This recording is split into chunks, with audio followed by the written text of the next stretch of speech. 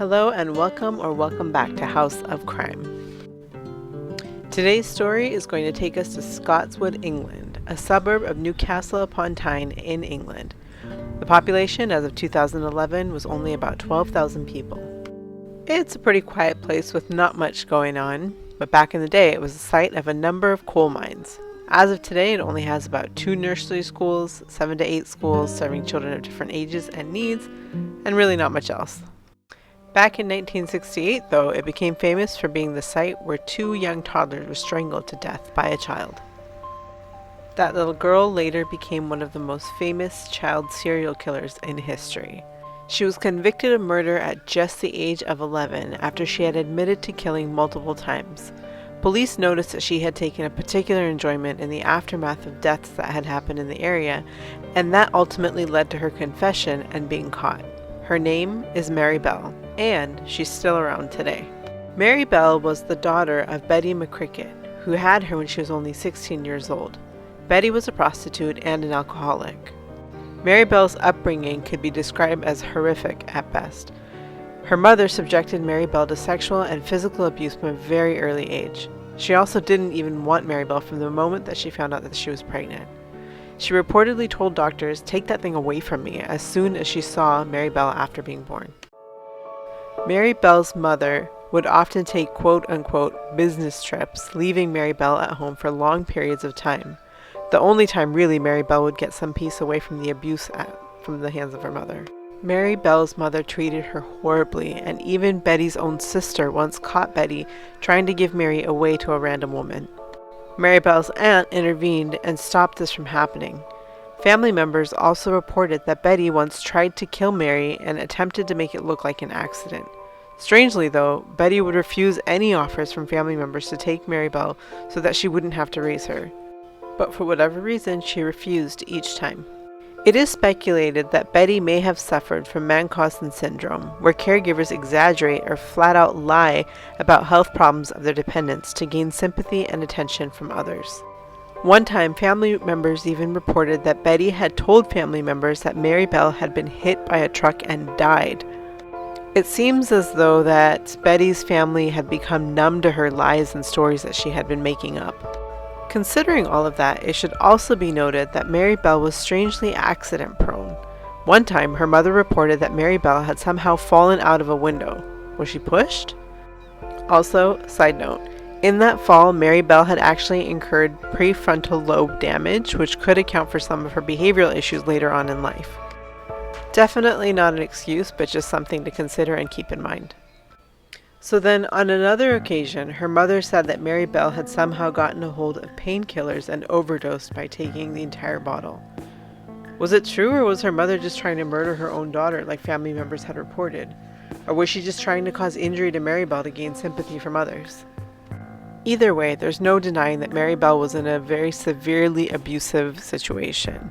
By the time she was 5 years old, her mother was reportedly selling her for services to men. Mary Bell had also witnessed her 5-year-old friend get killed when she was hit by a bus. And as a toddler, family reported that Mary Bell would show signs of extreme rage and aggression. By the time she was in kindergarten, she had already put her hands on another child's throat and squeezed. Mary Bell's teachers would express concern about Mary Bell being manipulative and lacking any sort of feelings or empathy towards others. Surprisingly, considering she had tried to choke one of her classmates, this was brushed off by her teachers. And on several instances, the reports of strange behavior were just left unchecked. I mean, maybe considering all that she had been through at such a young age, would anybody really be that surprised that she was so emotionally detached and damaged? Basically, before anybody realized it, she was demonstrating tendencies of a psychopath. But are you surprised? By the time she hit 5 years of age, she had already been through what most adults will never experience in life. Okay. So we're going to sidetrack a little bit from the story and go down a little path I want to call Psychopath 101. Psychopaths are often very intelligent and have tendencies and traits that include behaviors that are cold or manipulative. They are known to demonstrate incapacity for love, lack of remorse or shame, and often have reduced emotional responses, just to name a few, all of which Mary Bell demonstrated throughout her life. And to get a little bit more sciencey here, there are data that suggests that psychopathy is caused by genetic and environmental factors. meaning the more stronger the psychopathy is in an affected individual, the stronger the inheritance is for the disorder. So basically, nobody is born a psychopath, but they can be born with a genetic predisposition to developing it over time. Also, side note, there's a thing called secondary psychopathy, where a person begins to engage in and demonstrate psychopathic behaviors at their own will. This doesn't seem to be the case with Mary, but still interesting to note. Anyways, on May 11th, 1968, Mary Bell was supposedly playing with a child that was 3 years old when he mysteriously fell off of an air raid shelter they were playing on. Now keep in mind she was only about 11 years old at the time. Quite the age difference for two kids to be playing together, especially when one of them is only 3. The child was found wandering, dazed, and bleeding with a severe laceration on his head. He later told police that Mary Bell or her friend Norma Joyce pushed him. He didn't know which. When word got around about what happened, 3 different moms stepped forward the next day to tell police that Mary Bell had tried to choke or strangle their kids, including one that said Mary Bell had tried to kill her daughter by filling her mouth with sand. The incident was reported to police, but again, nothing happened. The police spoke with Mary Bell, but nothing came of it. It was reported that Norma and Mary Bell were both interviewed. Mary Bell denied knowing anything about the children that the mothers had complained about. Norma, however, stated that she recalled Mary Bell asking, "What happens when you choke someone? Do they die?" She then said that Mary Bell proceeded to choke each of the kids until they turned purple. Both Norma and Mary Bell had been given a warning from police for this confession, and that was it. What? Then, exactly 24 hours before she turned 11 years old, a 4-year-old boy named Martin Brown was found by 3 kids in an abandoned house. He was found with his hands above his head, small specks of blood and foam around his mouth. There was no obvious sign of violence. The abandoned home was in a construction area, so shortly after the 3 kids found little Martin, a construction worker arrived and attempted to do CPR, but wasn't able to resuscitate him. While he was doing CPR, the 2 girls showed up, Mary Bell and Norma.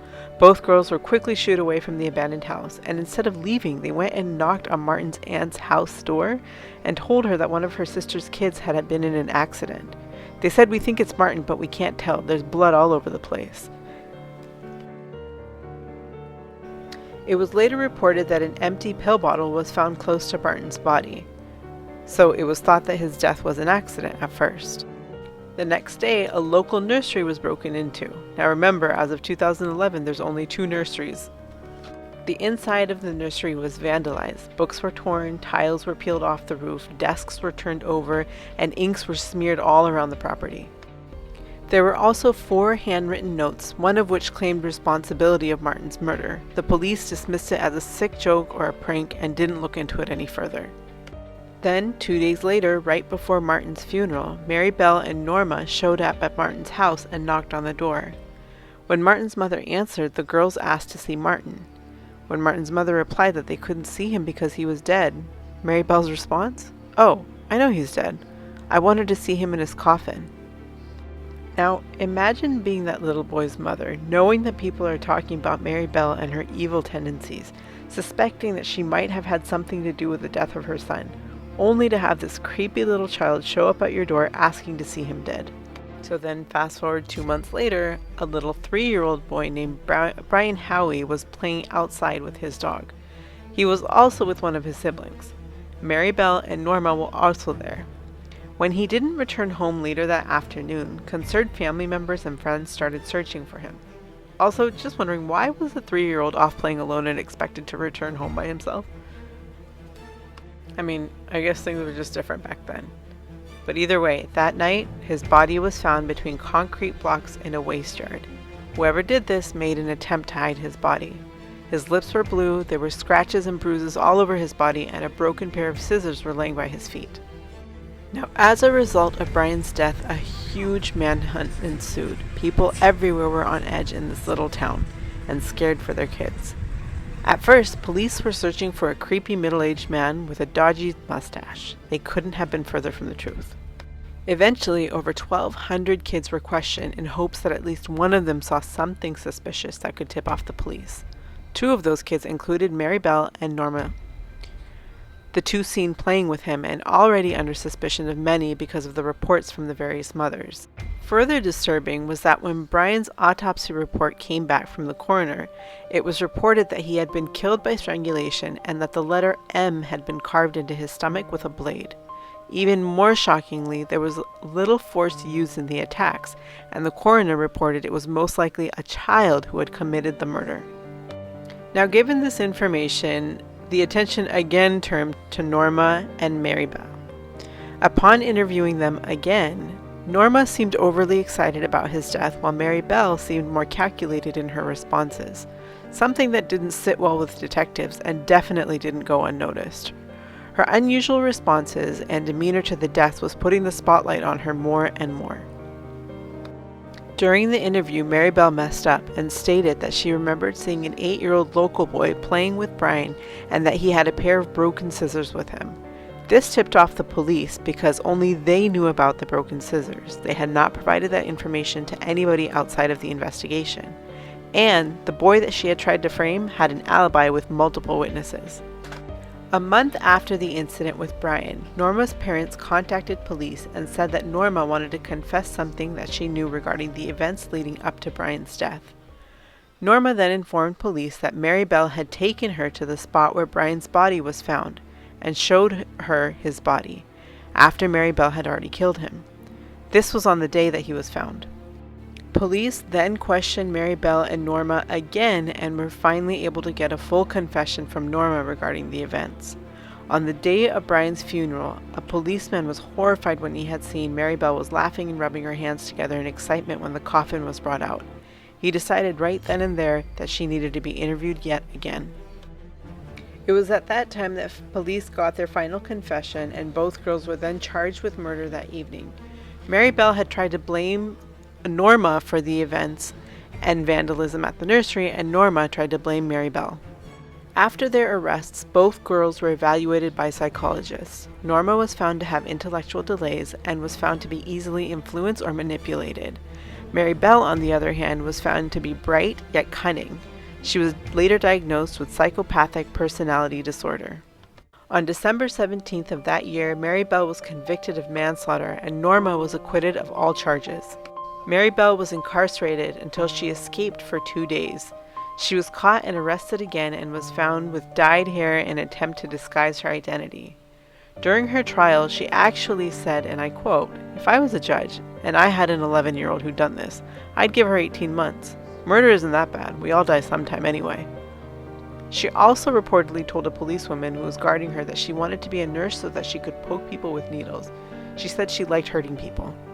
In May 1980, at the age of 23, Mary Bell was released from prison and became one of the youngest known serial killers in the world. Because of the constant media circus surrounding her, she was granted the right to keep her identity anonymous for life. She then had a daughter in 1984, and she fought to keep custody of her daughter and supposedly raised her as a loving mother. She then had to seek the same protective order for her daughter due to the media's continuous interest in her case. I mean, I'm covering her story to almost 60 years later, but I digress. Her daughter then had a daughter, Mary Beth's granddaughter, who has also been granted that right. The current whereabouts for the three of them are unknown and will have to remain a secret. The media and public reportedly track her down from time to time, but because of protection from the government, her whereabouts are never disclosed. Now, Mary Bell reportedly did not receive psychiatric care while she was in prison, so I kind of have a hard time believing that some time locked away would magically cure a psychopath. She remains one of the youngest known serial killers in history and is now living a life with a brand spanking new name and identity, and also something to consider. Psychopathy can have genetic tendencies, as we had discussed earlier, and Mary Bell now has a daughter and granddaughter that live under anonymous identities. Not saying that they're psychopaths, but just something to think about. Are they protecting new criminals in the making? So what do you think? Does she deserve a second chance given all that she had been through, and that she was so young when she committed the crimes? Or should they have done more to keep her from ever seeing life outside of jail, or at least letting her identity and whereabouts remain public information? Thank you so much for watching. Your support really means a lot to me. Please be sure to subscribe and hit that bell to get all notifications. Until next time, stay safe.